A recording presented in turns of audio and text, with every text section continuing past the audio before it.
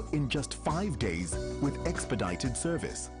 Because your time matters, your dreams matter, and every Ghanaian deserves a passport process that is simple, dignified, and yours.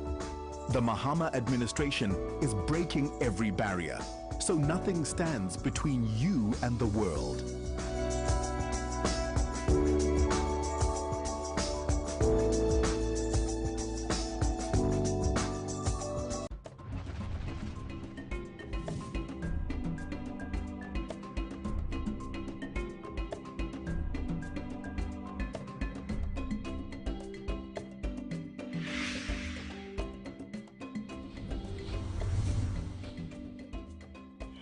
Hello, welcome to the news preview segment here on Pan-African Television. My name is Kwame Owusu. So apologies for the late start of the review segment. Togo in turmoil, coalition calls on ECOWAS to assert authority. That's a story captured by the Insight newspaper. ECG not meeting monthly revenue targets, according to the energy minister. MPP academics reject proposed presidential first election model. And Ablekuma North, EC to rerun election in 19 polling stations on July 11th. That's a story captured by the National Enquirer. My name is Kwame Usuda, so I've been joined in the studios by Mr. Pratt and Honorable Inusa Fusein. We are expecting to be joined by Mr. Philip Langdon as well. Honorable, let me start with you straight away. Let's go to Togo. Togo has been in a crisis, in the news for some bad reasons, largely because of governance issues. We have a country that has been ruled by one family for more than 4 decades. And a recent attempt at amending the constitution to make the Prime Minister of Togo almost a life leader is what sparked the crisis in Togo.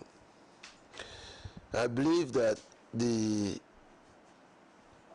lack of space, political space for other actors to participate in determining the fortunes and future of Togo is what is aggravating the situation in Togo.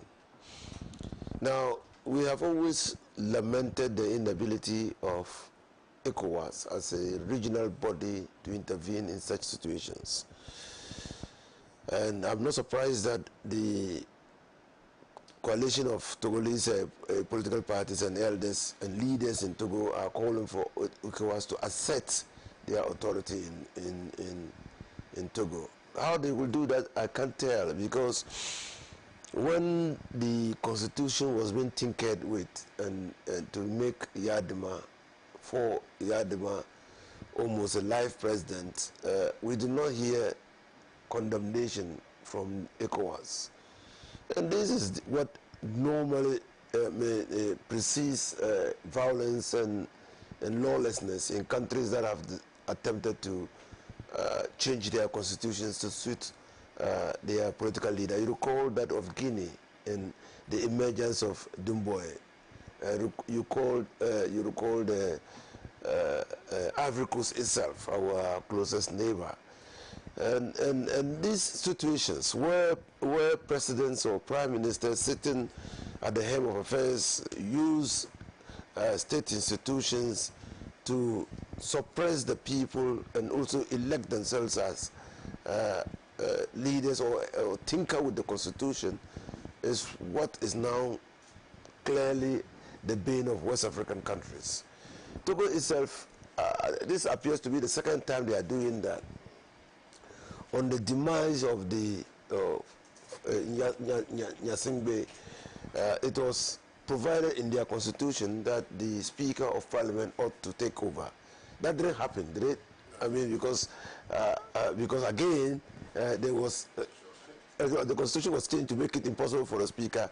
So I think that there are some values that we should stand for as West Africans, to respect the democratic will of the people and ensure that constitutions that we have enacted to be which contains the guiding principles and to be the guide for political action in our countries must be respected.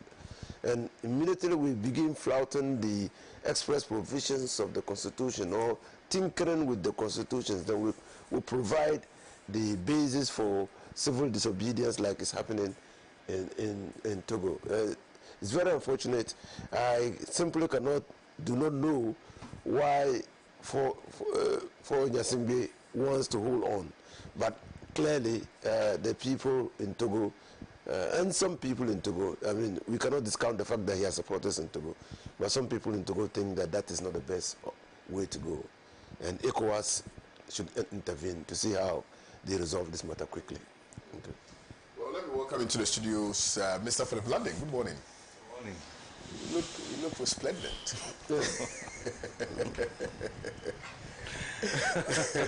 You've reduced the mustache. It's making you look different. Yeah, so sometimes you want to take cover. Yeah.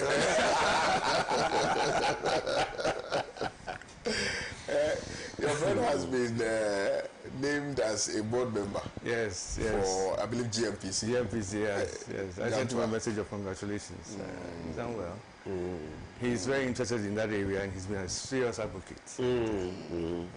I think it's also a credit to President Mahama for, bringing in someone who's definitely not in his party, but he believes has something to offer, and has given him the opportunity to offer. And I think Kwame, will deliver, given the opportunity. Yeah.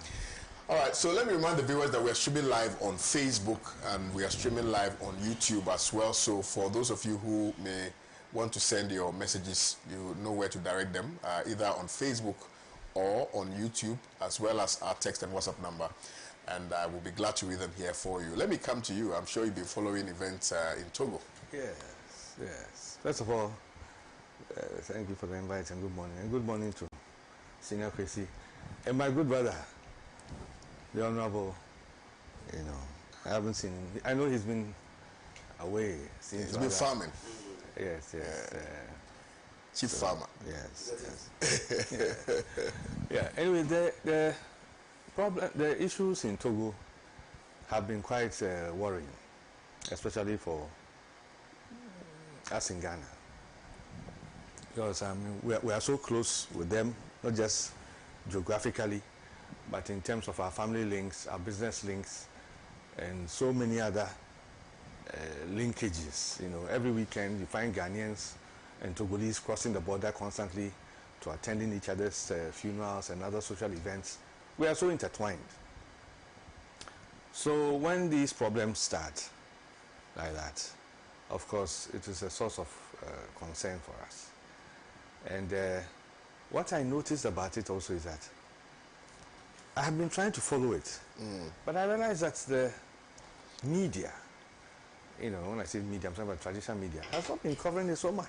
Yep. But when you go into other sources, you find that there's a lot going on. But it looks like there's a bit of a, I don't know how to describe it, but blockage of information. All the traditional media houses don't seem to be, and I would want to think this will be an opportunity for Pan-African television to have a source there that can feed us with, what's going on the ground, The call by the opposition for ECOWAS to step in, I think it's a call that a lot of us are also wishing to see, because we can see the situation deteriorating. In fact, this would have been expected from the moment for Nyasimbe amended the constitution virtually to suit him. After having been in office for how many years? More than nearly 20 years or so, if I'm not mistaken. Yeah. Then you amend the constitution, so you spend the rest of your life leading the country. It's not a fiefdom. It's not a kingdom. It's not, this is a democracy. You are a representative of the people at the top. That position at the top is not your property, And I would have expected that for Nyasimbe, being so close to Ghana, having been so involved in some of our political activities from the days of President Kufuor, seeing how we have transitioned different governments, different parties, and we are still moving on as a country so close, he should know that it will have an effect on his own people. Look at what's happening in Burkina Faso. Any African leader who doesn't reflect on those realities doesn't know what he's up to. So I would have thought that for Yasingbe would have,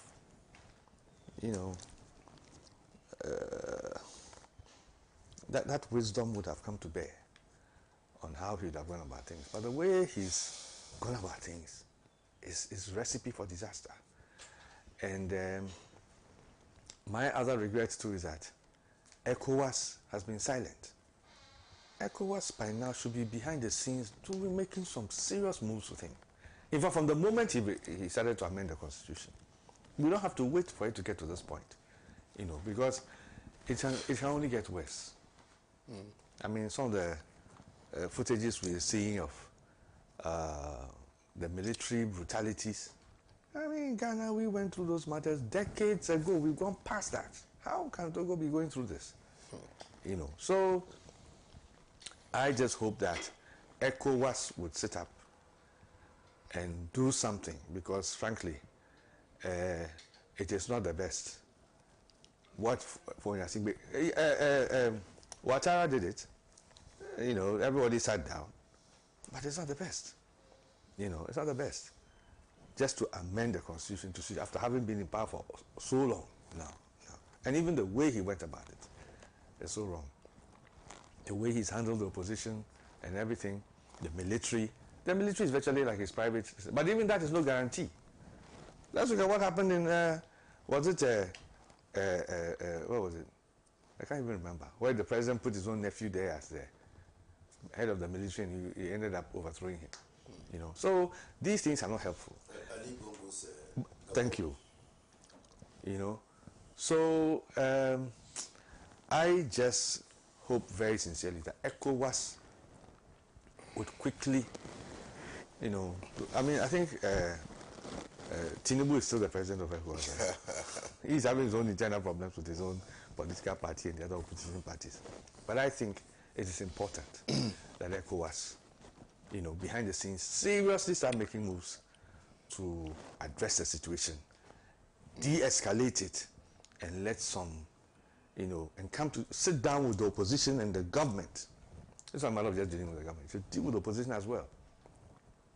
Because left to the Western countries who have in the past always tried to have some ultimate control on what happens in our countries, they will want to preserve the order. They don't care what happens to our own people. So long as their interests are safeguarded, they don't care how many Togolese are slaughtered or die, or how many houses are burnt. So long as their interests are, taken care of, they don't care. So I think that ECOWAS must seriously, and the leaders, other leaders in ECOWAS, including President Mahama, yes, they should begin to talk to their, for all we know, it's happening behind the scenes.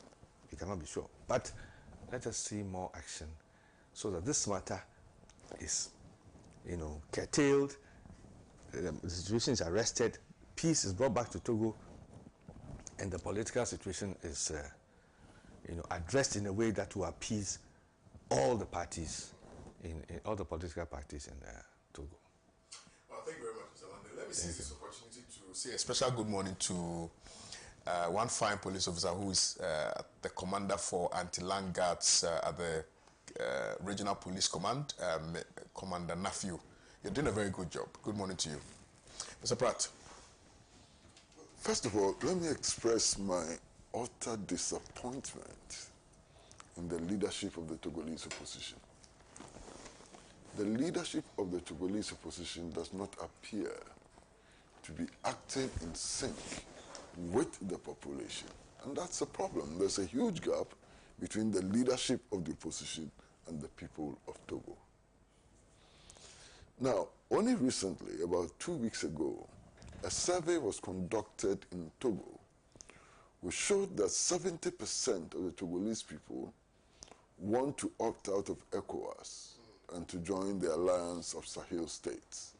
That's a serious indicator, something the Togolese opposition leaders should have taken account of.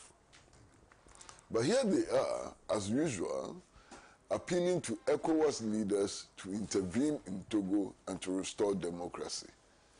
Democracy in Togo would only be restored by the Togolese people and not by ECOWAS.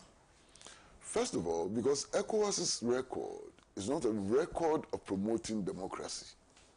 Indeed, ECOWAS's record is a record of entrenching bourgeois democratic rule. ECOWAS' record is a record of amending constitutions and abusing people and so on throughout the region. That's the record of ECOWAS.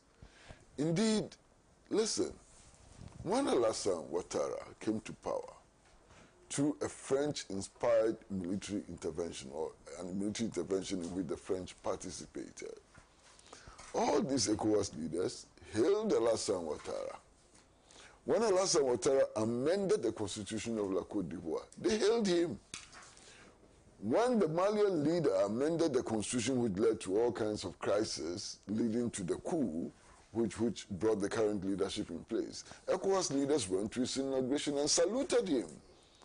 ECOWAS leaders have saluted all of this undemocratic governance, throughout the sub-region. The leadership of ECOWAS has no moral and political authority to intervene in Togo. And I'm surprised that the Togolese opposition is looking up to ECOWAS for salvation.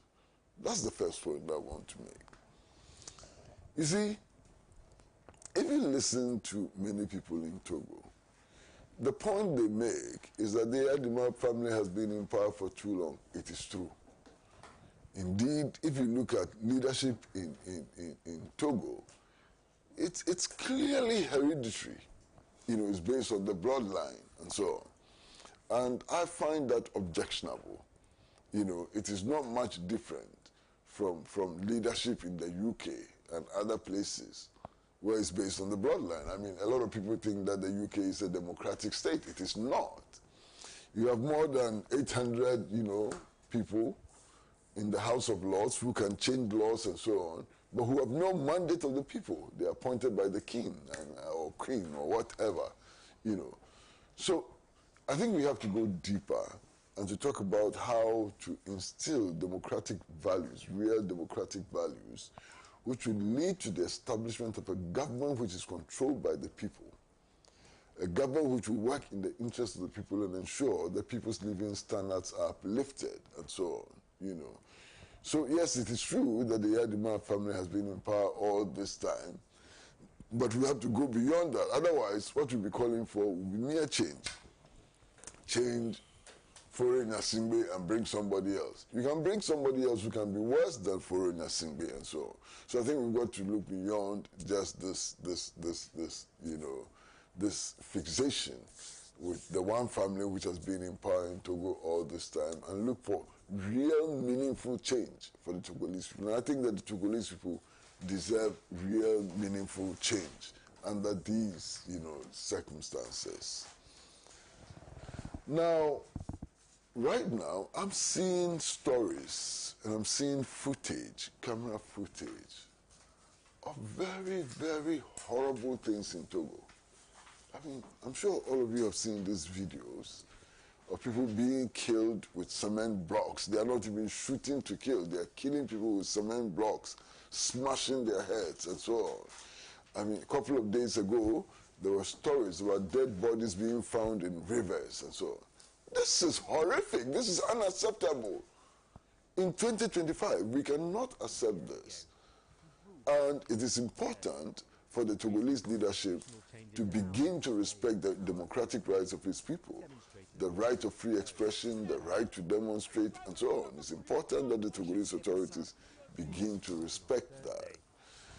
Now, we're looking at West Africa generally.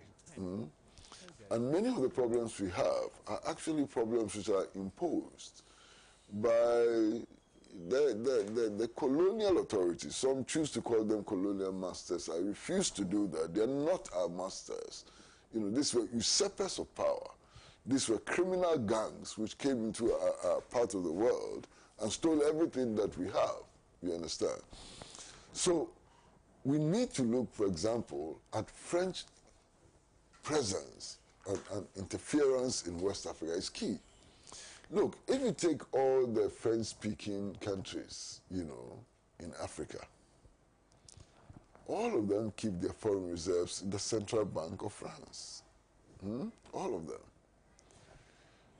And it's so terrible to the extent that, look, these French countries, when they go to France to borrow money, are actually borrowing their own money. Their own money. And they are required to pay interest on their own money, which is loaned to them. This condition is clearly unacceptable. You look at West Africa, it's dotted with French military bases. And it is clear that these French military bases are a source of instability. And I don't know what is wrong with our leaders in West Africa who are tolerating the establishment of foreign military bases on our soil, including the government of Ghana. Why should we have a forward operating base of the U.S. Army on our soil? You know, why should the French have garrisons, you know, in West Africa and so on?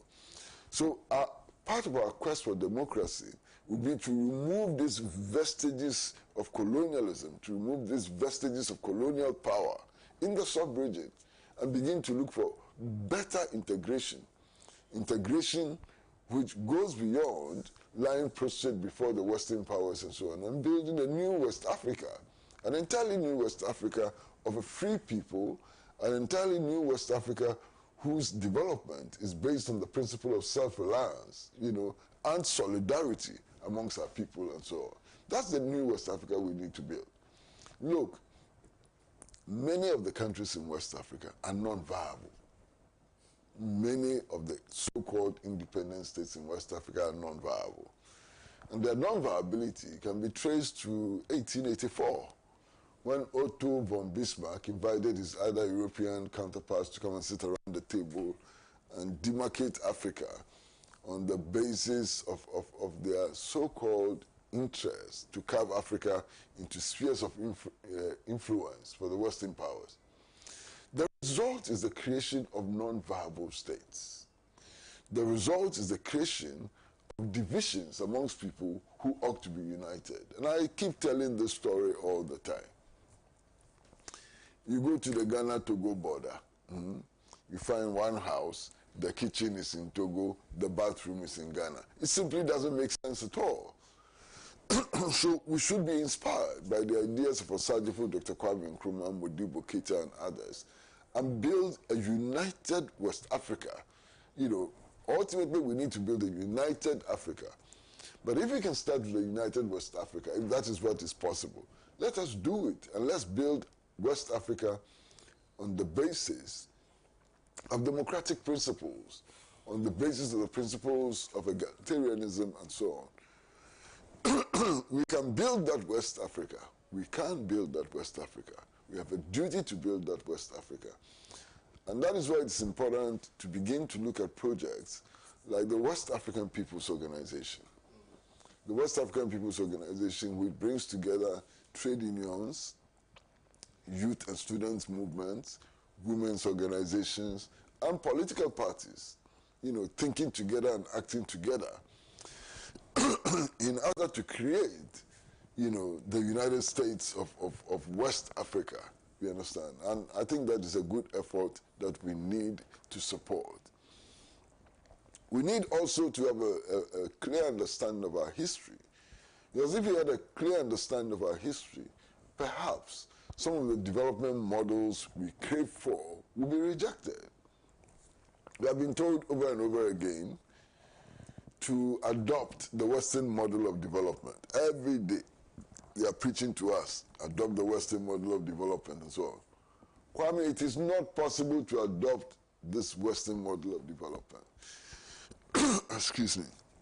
And the reason why it's not possible to adopt this Western model of development is so very simple.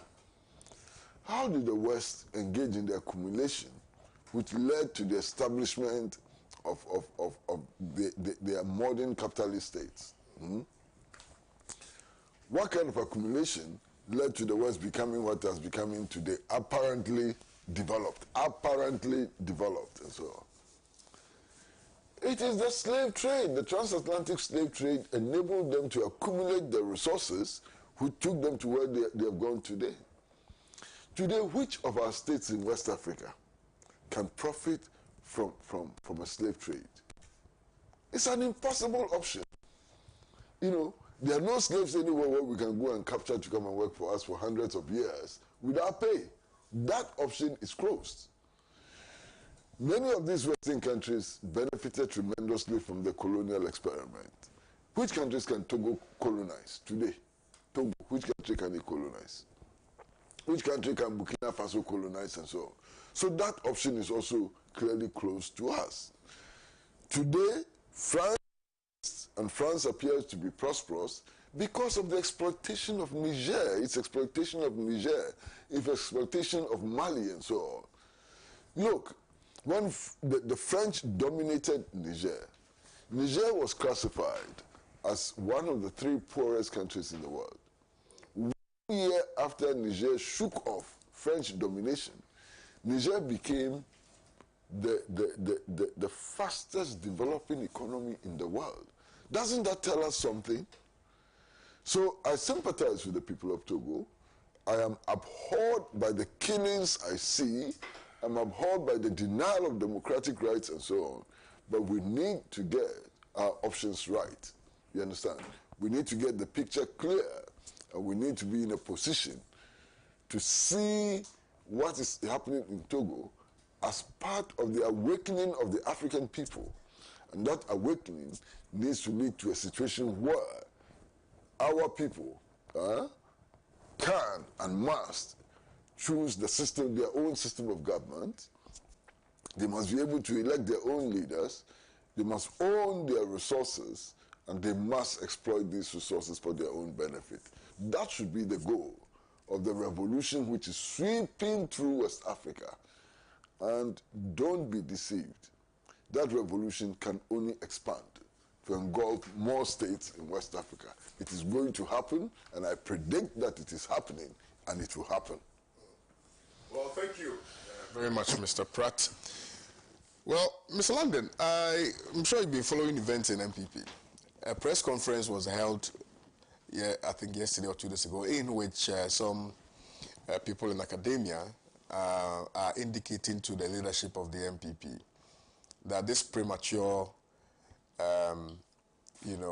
presidential, if you like, candidate election that will be held in January will not augur well for the survival of the party. Indeed, they describe it as the top-down approach, which is alien to the foundational blocks upon which the party was built, and therefore is asking the leadership to rethink and do things in accordance with what gave birth to the MPP.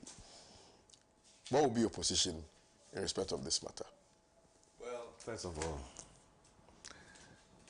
I don't have a position because the New Patriotic Party as it is today, it's not the New Patriotic Party that some of us at one point in our lives fought so hard for.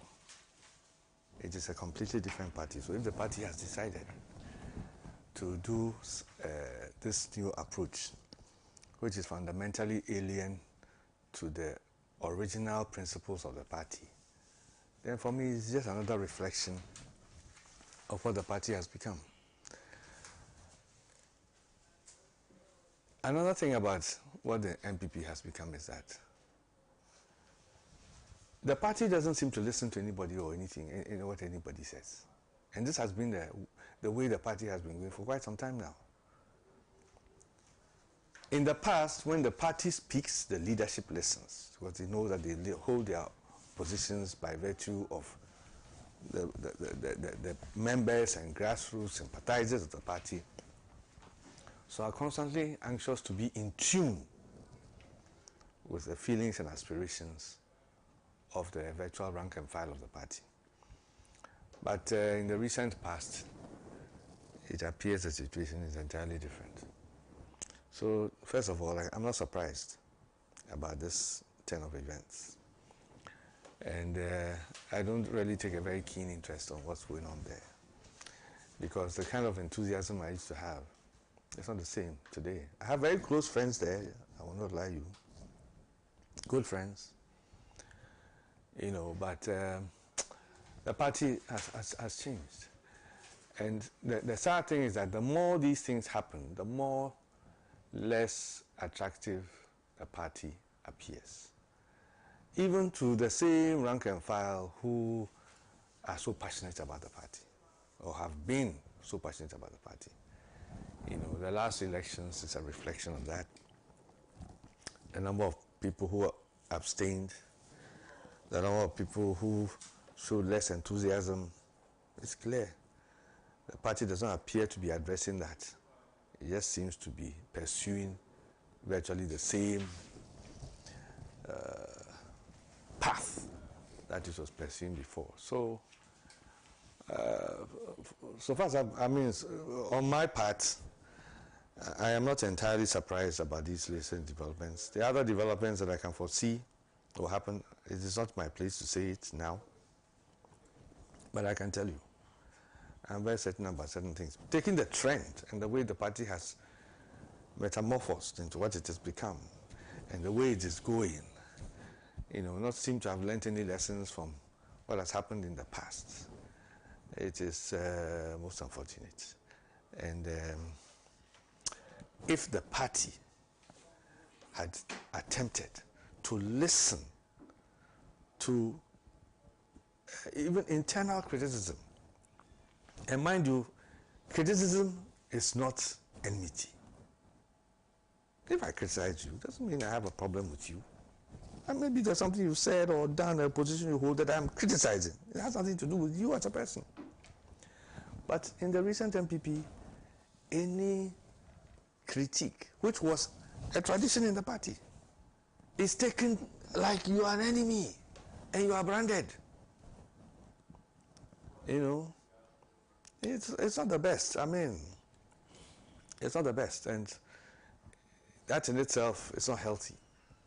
So for the party to begin to amend, and it's like in the recent past we saw the party amending its, as it goes along, just to amend, its practices, its laws, its regulations to suit certain interests, and it appears that's exactly what's going on again, So, and when you keep doing that, you find yourself one day that you have completely deviated from what you originally stood for. And that I see as what is happening now, A few years ago, who would have thought about a situation like this? It would have been unthinkable. Unthinkable crying the MPP. What? How? The people was, no matter who said it. But it got to a point where, like a lot of people were saying, there's no, old man over there that people will go and consult, and whose consultation will be held key. Well, but President Kufuor, I won't want to go there, because President Kufuor has been a very highly respected elder of the party. Today, he remains, but for various reasons, I saw President Kufuor, as it were, keep away, which was in itself a reflection of what was going on in the party. Because if anybody dared say anything slightly contrary to what was the going trend, you were immediately yanum, and it didn't help. So today, this is where the party has got to. It should be a lesson, not just for MPP, but for every party. And the party must hold true. And the leadership of any party must remember that they are there as a result of the people, the grassroots of the party. So as to the developments in the New Patriotic Party, I think it's just a lesson for every political party to learn from, as to what not to do. Because MPP is actually showing how political parties should not be. Should not be handled or managed. It's very, very sad, when you see a party that once showed so much promise and enthusiasm to the people of Ghana, that now, the way things are going, and the internal bickering, it's not good. Look, human endeavors in any phase, whether it's even at the family level or whatever level, There will be differences of opinion and things like that. But what is going on in the MPP and what's going to go on? I just wish the party well, honestly. I wish the party well. Okay. Well, Honorable, do you see a certain settled, hopeless expectation of some change that may possibly help the MPP going forward? Because it appears within the MPP and the way the party is conducting itself. The way things are happening in the MPP clearly shows that MPP is a manifestation of a cabal, sort of, and that some people have hijacked the party and they are turning their constitution, the conventions within the party for their own good and benefit. It also shows that, and like Kufo said, they've thrown the values that members of the party stood for, or the principles that informed the organization of the party, to the dogs. And that is why the party is losing appeal, even among core MPP members.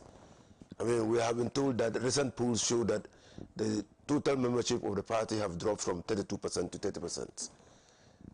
Clearly, that is showing some level of dissatisfaction and lack of confidence in the way leadership of the party is managing the affairs of the party.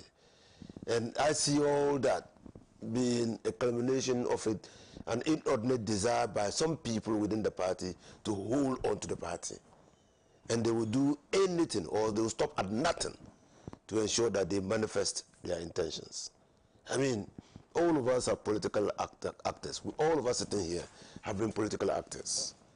We know that when you go into an election and you fail to win the election, or perform so disastrously as the MPP performed in the last election, what normally happens is that you do a soul searching.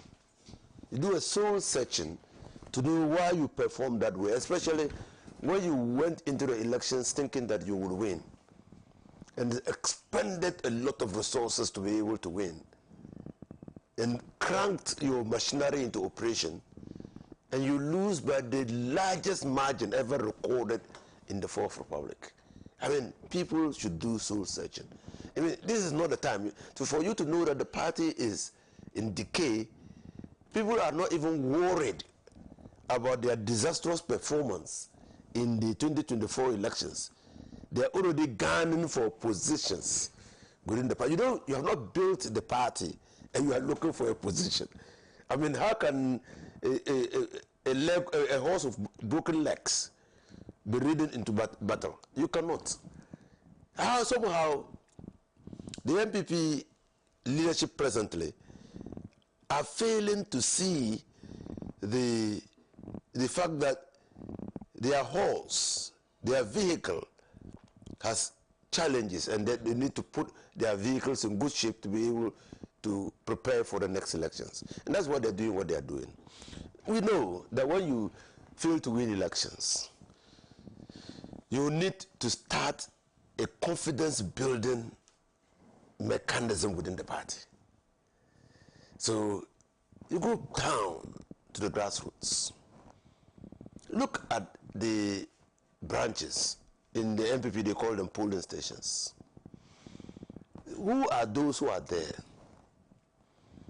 What happened? Because the electoral system in this country is organized in such a way that it becomes easy if you have got the institutional structure on the ground to mobilize the people. So mobilization starts from the grassroots, from the polling station level. So MPP had polling station chairman, because the polling station will have not less than 1,000 people, or not more than 1,000 people. And so when you look at the number of polling station executives, you should be able to determine your members within the polling station. And when you escalate it to the whole country, you should be able to determine your strength if your party is really active. So if your party performs disastrously, you go back to the polling station, you go to the base, to the beginning, and see what prevented your people from turning out to vote. Is it that the executives or polling station agents at that level failed, refused, or neglected to perform their duties, or they are non-existent? Or some of them have just simply abandoned posts? Are some people willing to take over and ensure that they organize the party at the polling station level? Then when you do that, after you've organized the polling stations within the constituency, and or within all the constituencies in Ghana, you now give the polling stations the power and authority to elect people for the constituencies whom they can work with, whom they trust to provide leadership. Because a number of polling stations in the constituency are headed by the constituency executives. And so all of them, you must know all the polling station executives and the area coordinators to be able to mobilize your people. That's the bottom top approach. So the polling station executives vest authority and confidence in constituency executives to be able to manage them to mobilize people for elections. Then, after you've succeeded in the polling station and the constituency, you escalate it. So, constituency executives, now we have put all of you in place. Who do you want to manage you as constituency executives? The constituency executives must trust people who can manage them. And so the constituency executives now go to the regional conference to elect regional executives. That's how it is organized. It's a question of trust. Before then, they'll go to electoral area. The region, electoral area. I mean, so we don't have the electoral area, but region. So when they go to region, the region too, with the constituency executives, regional executives and constituency executives, now come together to elect the national executives. You culminate everything. I mean, everything is crowned by the election of a flag bearer. And the constitutions and the MPP constitution, as well as the NDC constitution, and many other political party constitutions says that when the party is in opposition, you elect your candidate 2 years to the election. When your party is in power, you elect the candidate 1 year to an election. Why? Because if you elect your candidate while in power 2 years to elections, you make the president a lame duck. Nothing happens again. So 1 year to an election. Now, so you see, in Kufuor's time, when the people picked before the time that was limited for the holding of elections, he asked all of them to leave office and go and pursue their interests, because they were effectively making him a lame duck. They were not concentrating.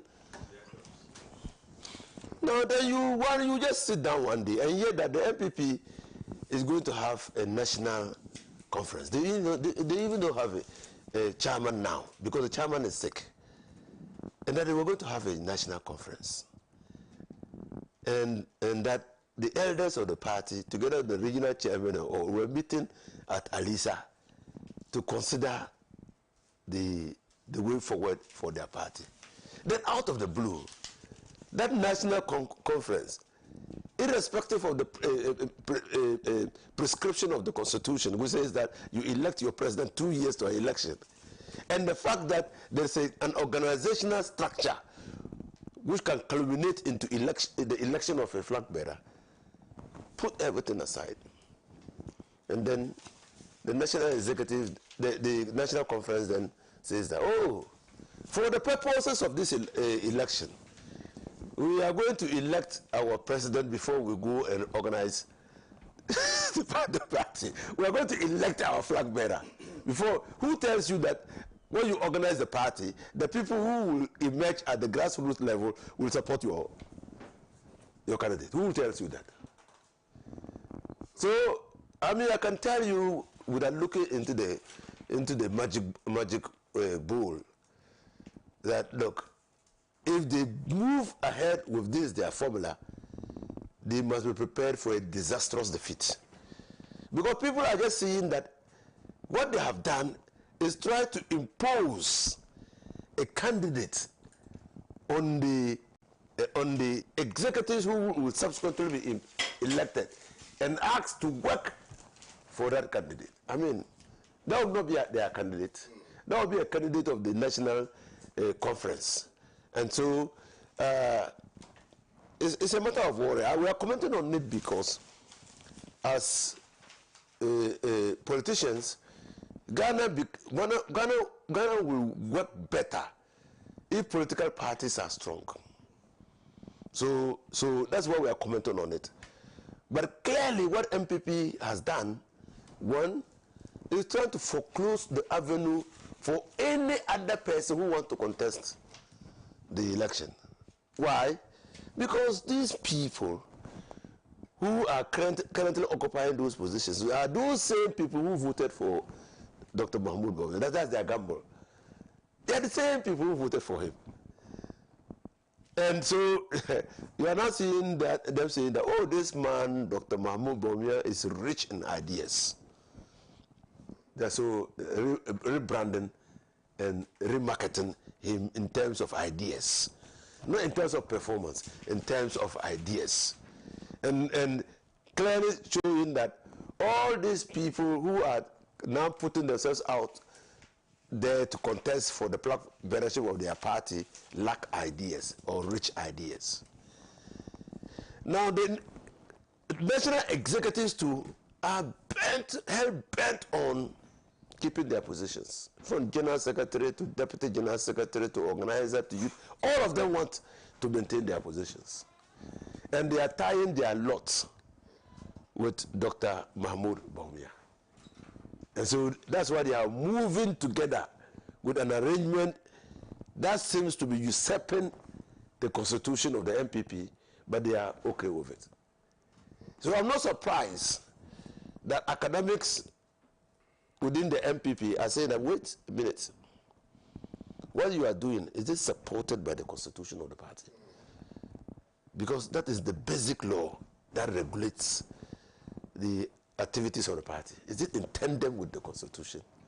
And it is their view that what they are doing is alien to the constitution of the MPP.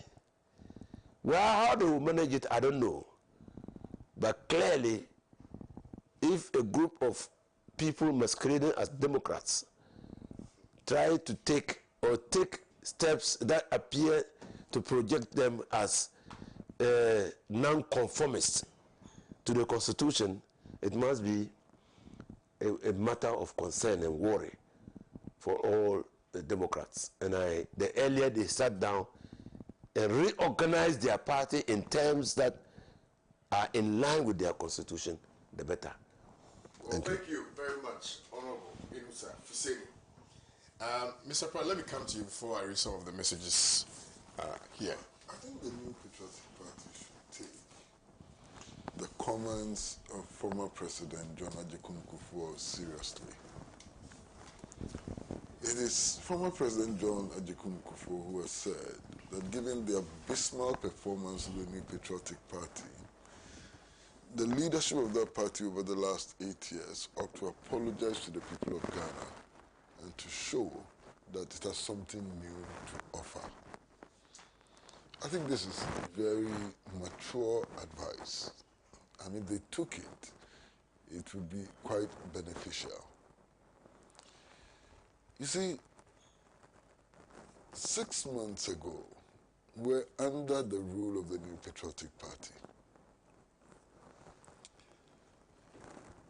6 months ago, the electricity subsector was almost about to collapse with a debt of $3.1 billion. 6 months ago, the national debt had ballooned to the extent that we had to go for an IMF program, which actually placed a ban on public sector employment in a country which was suffering severe unemployment. You understand? 6 months ago, we were struggling to fund the free SHS program. 6 months ago, the center at Kolibu Teaching Hospital, which was managing people with kidney problems and so on. It had been shut. You understand? Shut. And I can go on and on and on. In an 8-year period, I mean, the price of Kenke rose from 50 pesos to 5 cedis.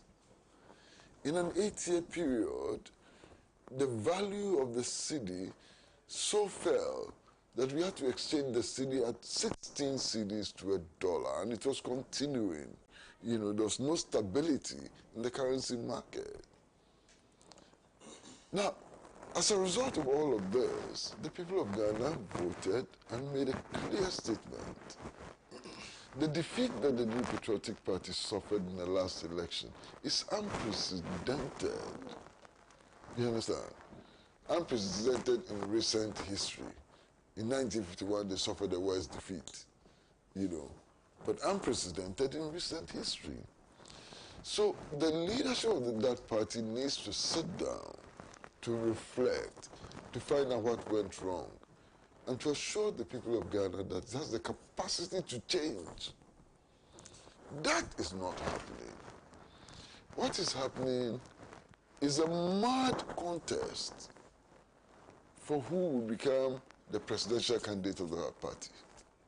You see, until the people of Ghana develop confidence in the New Patriotic Party, until the people of Ghana come to the conclusion that the party has something new to offer, some life-changing thing to offer, this contest for presidential candidature can only be a joke.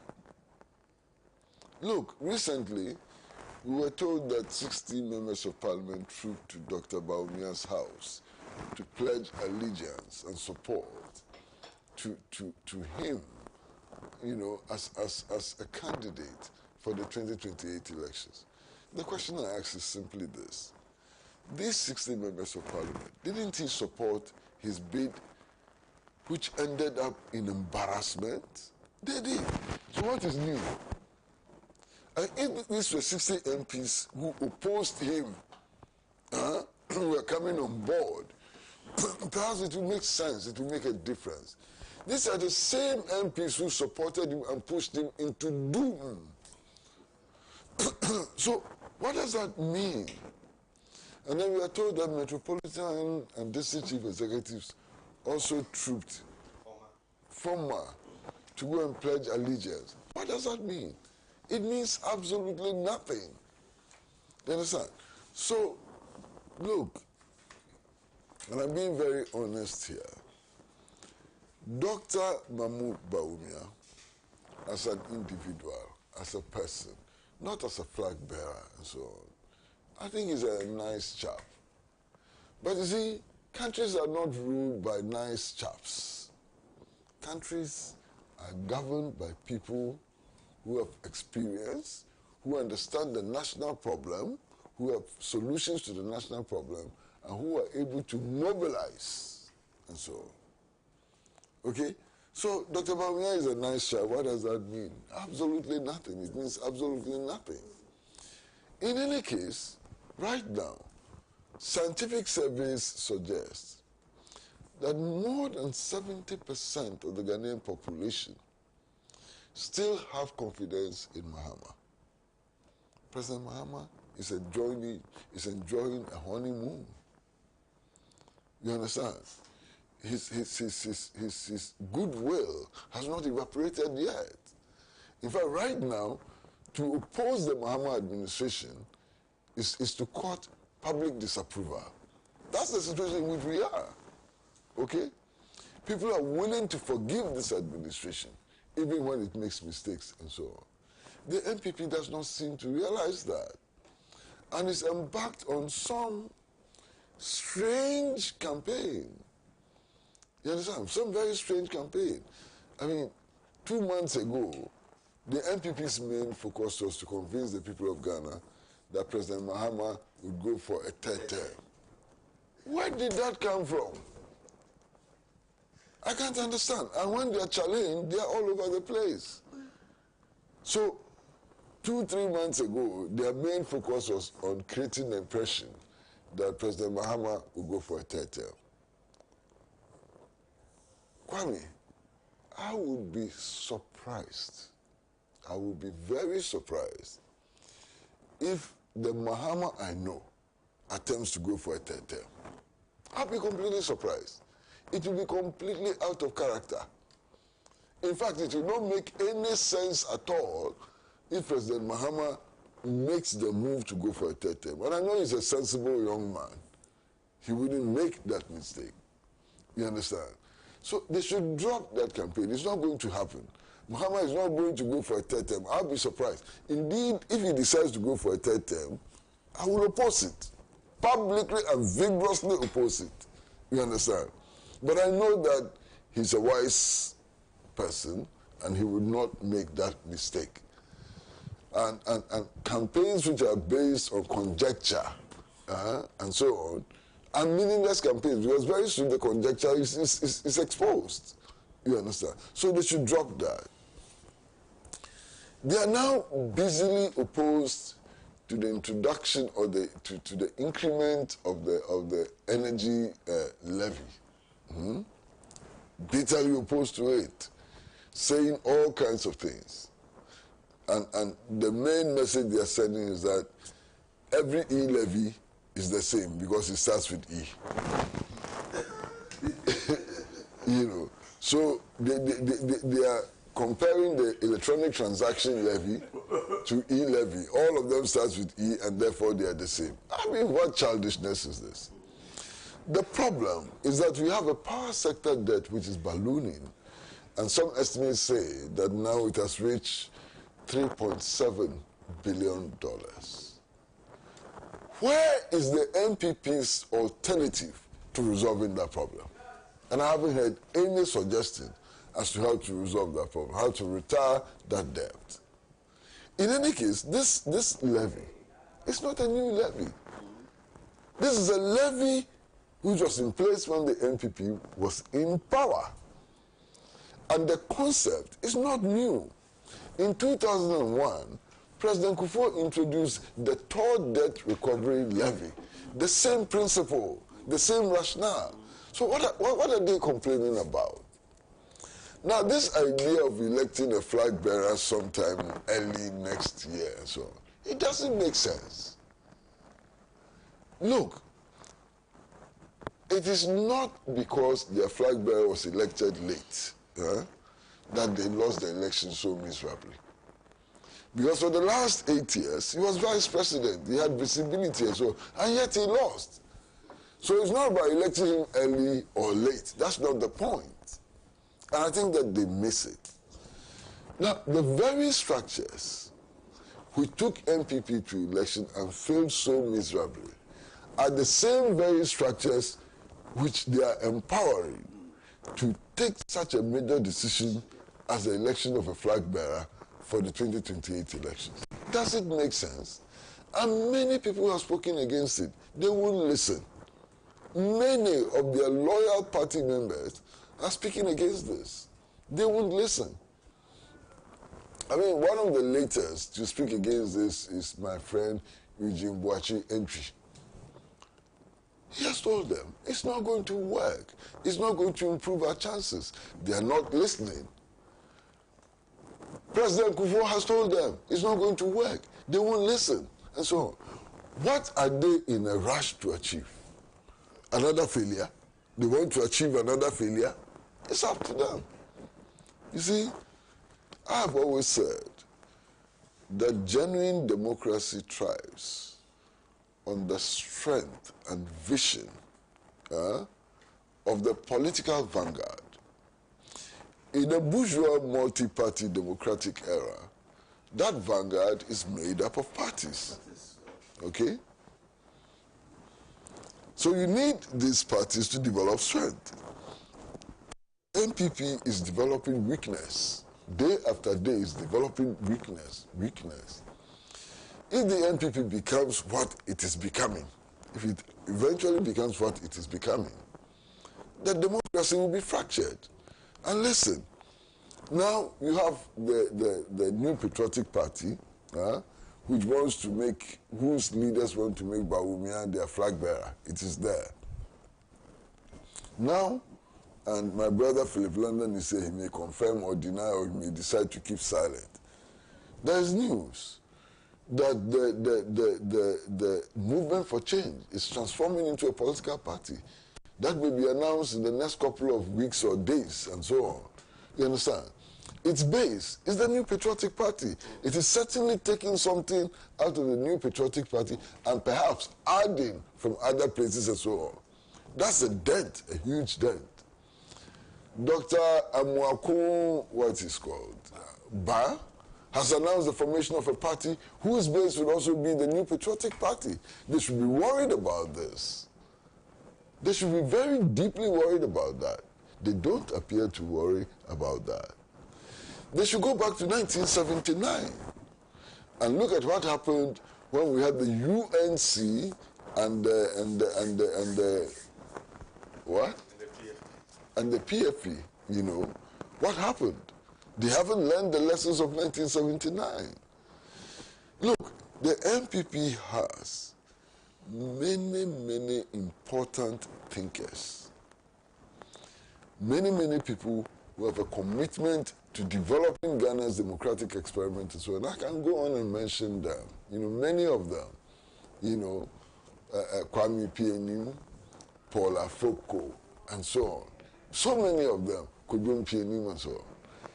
To what extent are these stalwarts being involved in the reshaping of the party? How come that today the MPP has become what it is? My brother, listen to me very carefully. Some time ago, regional chairman of the party, their caliber was that of Dr. Donkofodo. That was the caliber of regional chairman of the party. The one who was in the central region, what was his name? You know, you should be helping me. Professor something. You know, and so on. This was the caliber. The contest for the presidential candidature of the party was between John Kufuor, Nana Addo Dankwa Akufo-Addo, and Edu Buahini, and so on, J.H. Mensah. That was the caliber. Look at today's caliber. Look at today's caliber. Does that give you any hope? In any case, the point must be made that the deterioration is not just confined to MPP, it's everywhere. Some people that I hear and say that they want to be president. Wow, Ghana.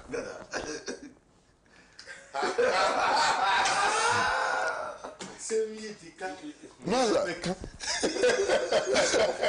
there's one woman, anytime I hear her, said, what is this where Ghana has got into? That woman who says that her key policy is that when she takes office, everybody who receives governmental appointment has to swear by water paid for by unemployed people. And that is the solution to Ghana's problems. I said, my goodness, is this where we've come to?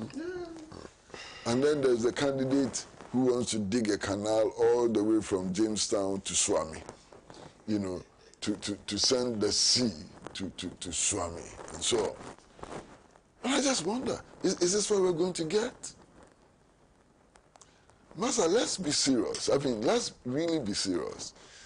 Even if you look at the National Democratic Congress, and let's be serious, look at the National Democratic Congress. My brother, let's be serious, all of us. Look at the National Democratic Congress. After John Mahama, they are going to struggle to get a candidate like him. No, honest. When John Mahama's term ends, in 2028 or 2029, January 2029, who are you producing as a replacement? It's a big problem. It is so very possible that the NDC may elect a presidential candidate based on his popularity within the party, and the people will reject him or her outright. It is possible. So the 2028 election presents all kinds of Of course, I'm not saying that there are no people within the NDC who can lead this country. I have tremendous respect for Professor Nana Opoku-Agyeman. You know, I mean, she's proven it. You know, I mean, risen through the ranks in academia, participated in government with sterling record, and so on. Interesting personality who could very, very easily become the flag bearer of the National Democratic Congress.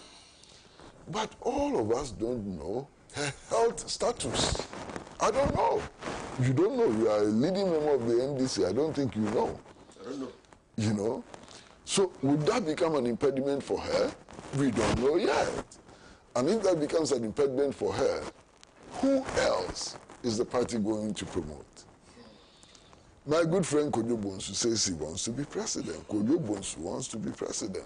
Well, maybe he has taken one step forward by being appointed as ambassador to China. Maybe. I don't know if Dr. Dufo has abandoned his ambition. I don't know. But if he hasn't abandoned his ambition, is he a viable candidate? Well, time will tell. Then there's my good friend and comrade Asedu Nketia. I'm hearing, and I believe that what I'm hearing could be true, that he also has some ambition. Is that true? He's popular within the party, no problem. He's popular within the party. But with his popularity in the party translate into a victory in the national elections? I don't know. You understand? So there are all kinds of imponderables. And then, hey, I have friends, oh my brother, I have friends. They're all your friends, all of them. Everybody. Kufuor, my friend, Akufo-Addo, my friend, John Mahama, my friend. Everybody. Eh? I have plenty of friends, oh. And this is one of my friends too. This is one of my friends too, you know. And my very good friend, Julius Debra, he hasn't said so. But there are many people in the field who are saying that, oh, he's the one to go after Mahama and so on. And I'm wondering, is that true? Can that be true? If that is true, to what extent can he be seen to be loyal to this administration, which is headed by John Mahama and Nana Opoku? I don't know. I don't have answers. You know, what does he bring to the table? So 2028 appears to be exceedingly interesting. I doubt. He's also my friend, and he hasn't told me about any such ambition. I would suspect that if he really was interested in 2028, perhaps I'm one person he would have told. He hasn't told me anything. I don't know. But in any case, even if he were to become the candidate, there are challenges that he must also overcome. And one of the challenges is that, unfortunately for us, our politics is still regional, ethnic, and so on. And that's a major challenge he's going to face. You understand? How is he going to convince the tribalists, the ethnocentric elements, the regionalists, and so on, that we can move from Mahama to Haruna Idrisu? That's his challenge. I don't mind. I don't care if all the cabinet ministers are frafras. I don't care. I don't care if all the cabinet ministers are in Zuma. For as long as they are delivering and serving the interests of all the people of Ghana, I don't care. But there are some who care. And that will be a challenge that Haruna will face if he has that ambition. I don't think that he has that ambition.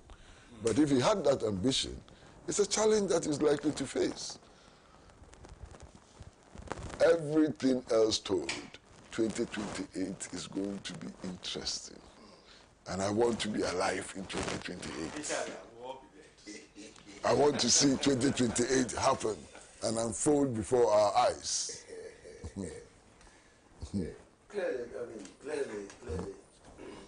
2028 poses an interesting dynamic for the NDC. For everybody. For all the parties. I mean, Do you fear them?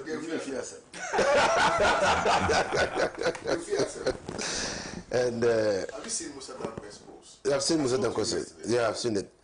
But I discount it. I discount it because you see, and he said it clearly. You have a president who is a comeback president, who is leaning on heavily on his past experiences, and who is taking decisions that is largely appreciated by the people of this country, who has a persona that people clearly identify with. As this is not an aggressor. It is somebody who respects even members of the opposition. And so he's created, a persona that might be very difficult to find somebody to fit into their shoes. But we must find that person. So that puts on the NDC a challenge, both presently and for the future. Presently, all of us, whether you have ambitions of becoming a flag bearer or not, have an interest in ensuring that John Dramani succeeds. Everybody. And probably his success will lessen the burden. So if you are eyeing that position of stepping into his shoes, it is well within your fortunes to work hard to let him succeed. And I agree entirely with your assessment of Professor J. Nana. I have said, I have never seen a person that is so humble, despite her achievements. Master, I got to know Nana when John Evans Atta Mills won the elections. Then Professor Atta Mills had proposed her to be on the UNESCO board. I was also part of UNESCO in Ghana, legal.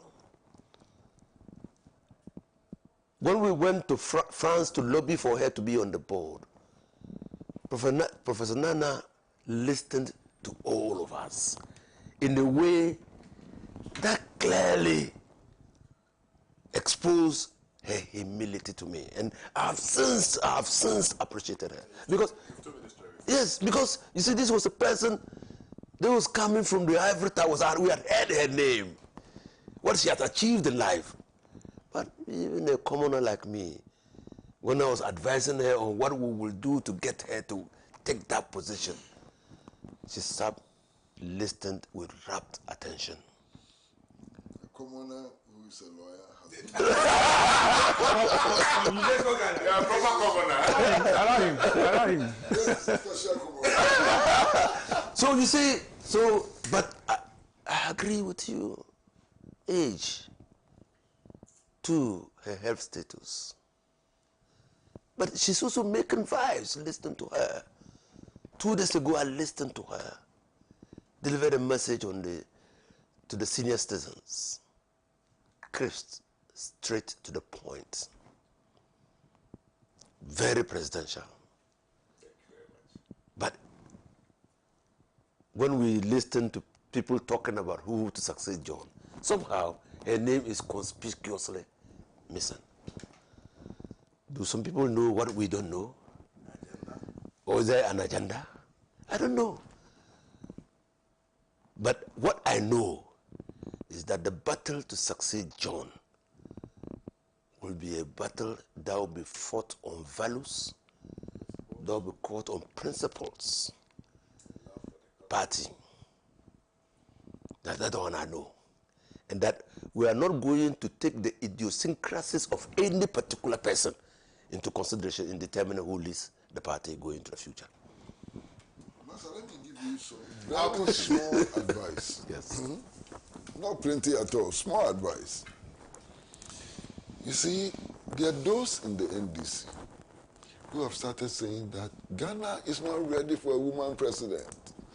A woman is not qualified to be president and so on. If you elect any of those people as president, you have lost the election before you start. Yeah. Women are 52% of the Ghanaian population. Yeah. And in this day of enlightenment, anybody who betrays this level of backwardness is not fit to be a leader of Ghana. So those who want to campaign on that basis, let them go ahead. It's suicidal. They'll be committing suicide. You understand? This whole foolish thing of a woman, Ghana is not ready to accept a woman as president. It's so foolish, it's unbelievable. They should drop it. Mr. Langton. Yes. Why on the way? Oh, I'm there. You know, one thing I have learned in politics, look, never be too sure. Charlie? Never be too sure. My senior comrade was taking us back just 6 months old. Just 6 months. A lot has happened in 6 months. Now, let me take you back 6 months before then. There were many people who would never have imagined that 12 months from that time, Ghana will be where it is today. Never have imagined. Now, we can go back various sequences of 6 months, 12 months, 6 months, backwards to the last 30 years. And we will see that there have been so many changes, dramatic, that we never imagined. I remember that day when, at the Accra Sports Stadium, a certain Chairman Rawlings was declared the flag bearer. The night before, I was with some friends of mine. Heated debates. The minority among us were the ones who thought Rawlings would be declared president the next day. The debate was, oh, it will be Justice Anna. Oh, it will be PV Obing. Some people say, oh, it won't be PV. I said, oh, it's PV Obing. I said, look, there's a wild card. Are you people not watching? It could be even Chambers. Everybody had their very strong points. The next day, Accra Sports Stadium was full to the rafters. A lot of the people who went there West wanted to go and see who would emerge. And it was Rawlings. Hey, this man who, if you take 6 months before then, he was the man who was condemning Democratic president. He was always referring to Justice Anna. As for this man, you see, these are the kind of people who will be. These are the kind of people who will be president. Who are the Democrats? The Democrats, you know. Rawlings kept dropping these things.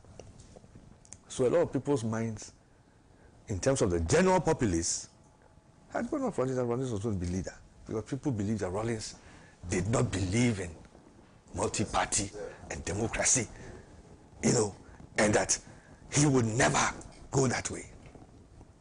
In the end, what happened? People often say that even the Constitution does not allow a two-term mandate, so more than 2 terms. So he's done more than that, and therefore. So the point I'm making with this is that in this cycle over the Fourth Republic, we've seen so many changes that I will not be surprised on some of the kind of developments that could emerge in the next 3 years. And I won't rule out anything. Now, there's most of the Danqua's polls have brought up a discussion, a conversation as to who Mahama's successor could be. We've talked about the vice president. But for me, the discussion is not anybody's health status, because everybody has their own. There's the situation, yeah? The situation is more to do with how the person feels about the position. Bottom line. And that bottom line decision will be influenced by so many things, including their own. Health that is private to them. So at the end of the day, a lot of the speculations we make will be our own speculations. But that individual is going to make their own decision. Also, the President Mahama, who right now everybody is commending, including myself, of having started so well, will also be anxious to ensure that the person who will take over from him will do even a better job. You see? And of all the names that are coming out, he knows many of them better than any of us do. So, for me, it is too early in the day. It is too early in the day. In the first few months, thanks to one government appointee who went and gave money to somebody and was brought was brought down to you know. Now all of them are behaving themselves. But before then, we saw the way some of them were carrying themselves. We saw the way some of them were carrying themselves. So, because of that one action, a lot of people have otherwise changed. We don't know what other actions will occur in the future and how other people will change again. So for me, it is too early in the day. Bottom line, we have a president who has demonstrated humility. His government appears to be doing very well. The exchange rate has come down. The indices are all positive. And we can only wish things to get better. And that is what every Ghanaian should wish for. So for me, it is a bit too early in the day to start speculating as to who. And for me, the kind of person who should be president isn't just a matter of popularity. Unfortunately, our politics in the recent past has made it appear as though when you have money, then you qualify for certain positions. Or it is the one with the biggest purse who is best qualified or best likely. I think we should come back to basics of looking at the character of the individual and what they present to us. That should be the focus. That should be the focus. So for me, I think that the conversation is a bit early in the day, and that's my position. Yeah, time will tell. Okay, I have a few messages here. This one says, "Good morning to KOD and your respected panelists. Please note that it's a waste of time educating the MD because they won't listen. Let the former MP in the studio know that all he's saying is what we referred to in our school days as non-sela."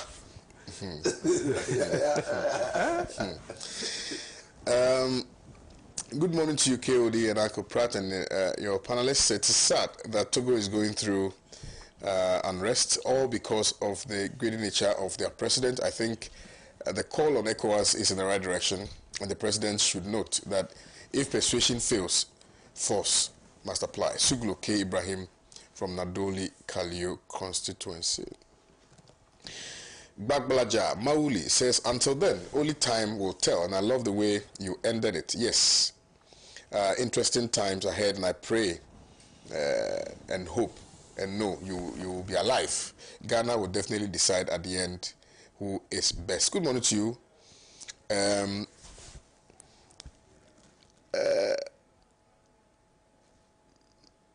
The 24-hour economy policy, okay, well, Mr. Wato, but I'll still read it for you because you follow us all the time. The 24-hour economy policy is a transformative initiative that will boost national development by creating more work opportunities and income for citizens. It reflects President Mohammed's visionary leadership, those who backed the failed cathedral project, which ended up being a vehicle for looting state funds, now opposing this innovative policy must be seen as nation wreckers against the progress of this country. Please, Mr. KOD and your producers, you are gradually killing our favorite program. Your time for showing up is affecting viewership as well. Kindly do something about it. We'll do something about it. Ibrahim Abdul Karim Jabbar says, thanks, Mr. Langdon, for your comments on Prof. You are the best. Francis Adalete, good morning, Pan-African TV. Patrick M says, good morning. Okay. JKOD, I think the MPP in its current state must be consigned to the dustbin because the party has lost its core values. The MPP under Akufo-Addo is comatose and was run by Akufo-Addo and his Achim Ebuakwa Mafia alone. The Afenyomaken-led micro-minority in parliament has worsened the fortunes of the MPP by each passing day. KOD, so far I'm excited by the sterling performance of His Excellency John Dramani Mahama, but I urge Mahama to declare a state of emergency on water bodies and forest reserves as he demanded Akufo-Addo to do, though there's no silver bullet for the fight against the Galamsey menace. Good morning. Charles, a champion, Sefi, Humjibre, I hope I got it right, in Western North region.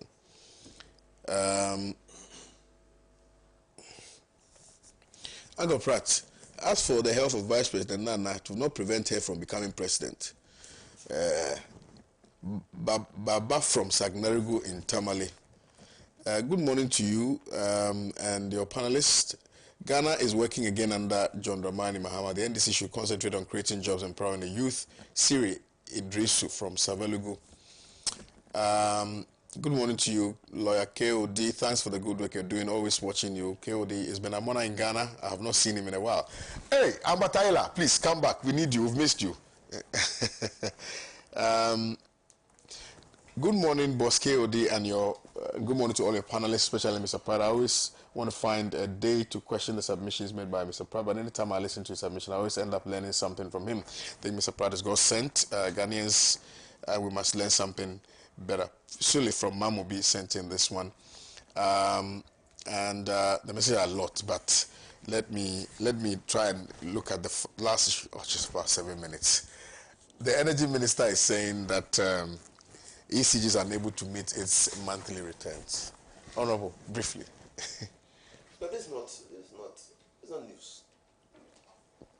Because and I've read the story. I think he was answering to a question on the floor of the House filed by Afenyomaken and asked on his behalf by Andampre. And so it's really not news. He was informing Parliament. He was informing the people of Ghana through Parliament on the state of the ECG and their performance in terms of revenue mobilization. We have known. In fact, the last time I was on your network, I said that the technical and commercial losses stand at 23%. I have since been corrected by the Ministry of Energy. That was the time I was there as Deputy Minister. It was 23%, and it was bad. That was what led to the Millennium Challenge account and looking at energy sector reforms and all those things. In fact, the ministry says that the commercial and technical losses are now about 42%. Meaning clearly that ECG cannot reckon the amount of money that is required after selling the energy. In fact, little wonder that the debt of the ECG is growing because they are not recovering. In fact, at the time the budget was read, the ECG debt stood at 68 billion Ghana cedis. That is what Mr. Kosipra has said, $3.1 or so billion. And if they are not raking in more, I mean, the energy minister says, look, monthly, it has been projected that ECG will collect 2.5 billion. At the end of June, they collected only 1.6 billion. It means 900 million remain uncollected. 900 million Ghana cedis. With the increase or the increase in value of the cedi, 900 million is huge. It's about $90 million. And so you can imagine. Briefly. Yes, I think this latest information is even more troubling. I thought when the decision was made for us to go prepaid, in those days. It was going to really help arrest the situation. Yeah. But as the years have gone by, always hearing these issues, I find that, you know, it's very troubling. Now, what I have found is that, doing my own small researches, etc., is a one of the areas where the ECG is losing heavily is from losses in unmetered power. You know, especially the shanty towns and shanty areas. You know, first of all, a lot of the wiring is very faulty, which in itself consumes a lot of power. And because of the nature of the areas, a lot of that power that goes there is actually not being accounted for. You know, so I think if something is done to try and see about the power distribution in some of these areas, it will help a great deal. Because you'll be surprised that when you go past all these areas, the kind of buildings you see with split air conditioners attached to them, the kind of other economic ventures being carried out. You know, I think if the ministry did something about reappraising some of these areas, it will go to some extent of, you know. Thank you. Mr. Pratt. Well, the point I'd like to make is very simple. I mean, when electricity goes off, life comes to an end. In any modern society, your industries collapse, unemployment increases, your health service collapse, your educational systems don't work, nothing works, you know, when electricity goes off. And therefore it is important that we take electricity seriously, we take the power sector seriously. And in taking the power sector seriously, we need to find the resources to retire this burdensome debt that continues to balloon.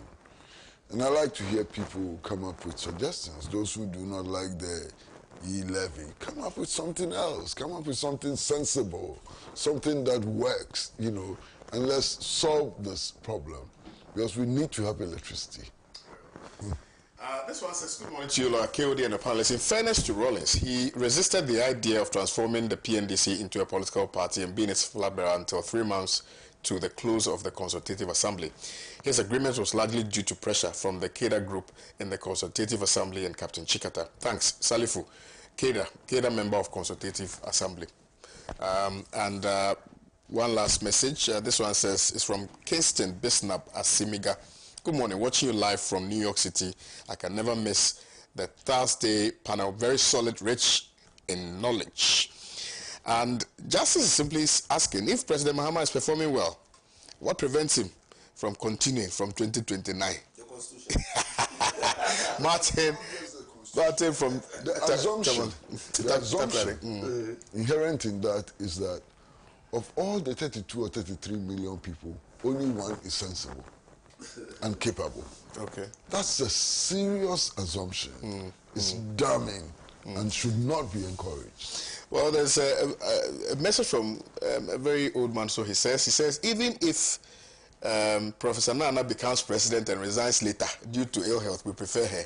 All right. Hey, Nana Opoku is supposed to be the next president unless we are not going by the rules of the game. Lai Ubiabwa, Jonathan from Bolga. Okay, all right. Guys, we're not talking about, okay. A lot of messages coming in for Professor Nana. In support of Professor Nana, actually. Thank you very much, Mr. Philip Langdon. Thank you, Mr. Pratt. And thank you, Honorable Inusa Fuseni, for your time this morning.